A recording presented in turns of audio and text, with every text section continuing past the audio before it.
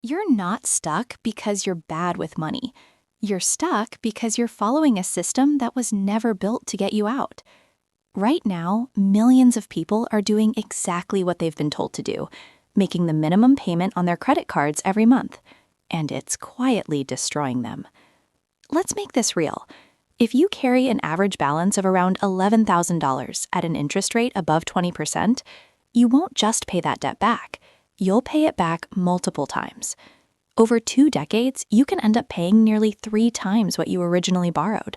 Not because you're irresponsible, because of how this system works.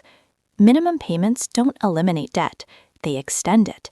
They turn a short-term problem into a 20-year obligation. That means you could spend the same amount of time raising a child, from birth to adulthood, just trying to clear one credit card balance. And that's the default path most people are on. Total debt levels today are massive, but big numbers don't change behavior.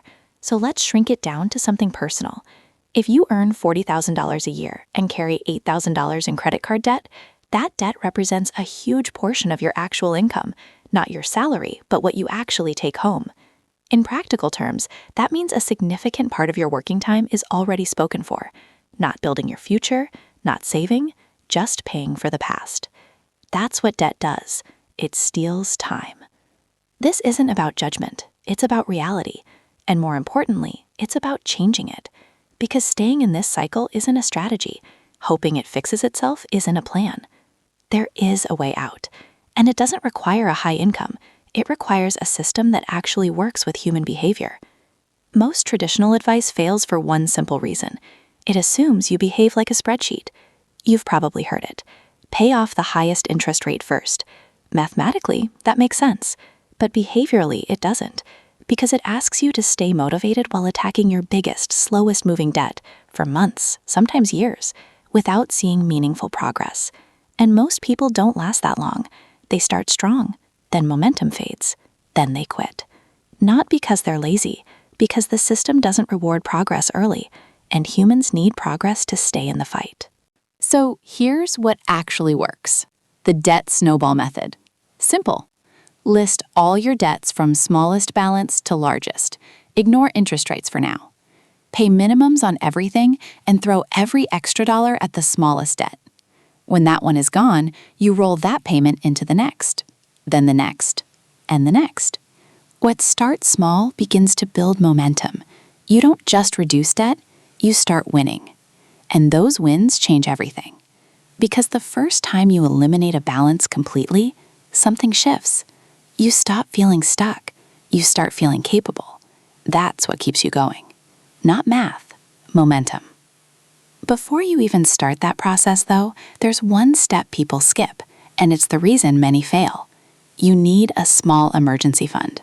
Not months of savings, just enough to absorb life when it hits. Because it will. Without it, one unexpected expense sends you right back into debt. And that reset destroys motivation.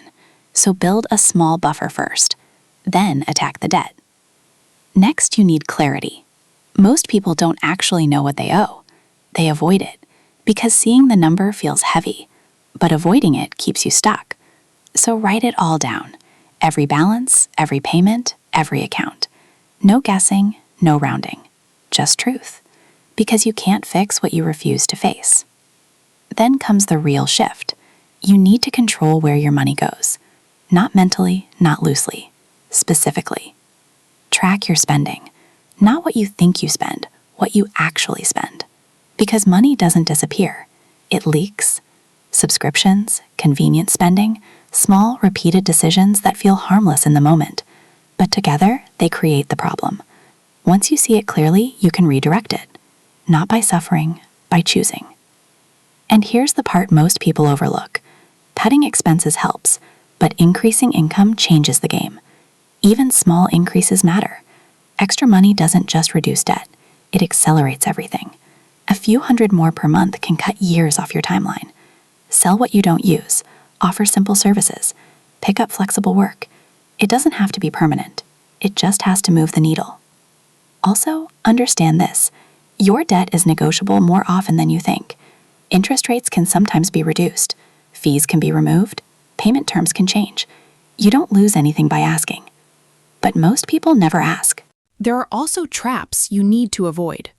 Consolidation loans that shift debt instead of solving it. Balance transfers that delay the problem.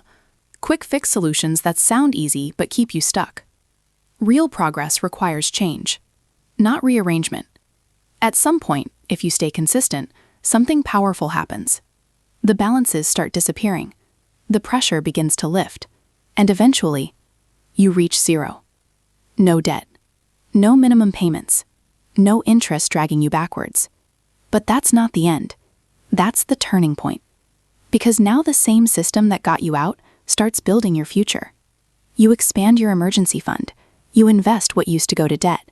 You create stability instead of stress. And something else changes too. Your mindset.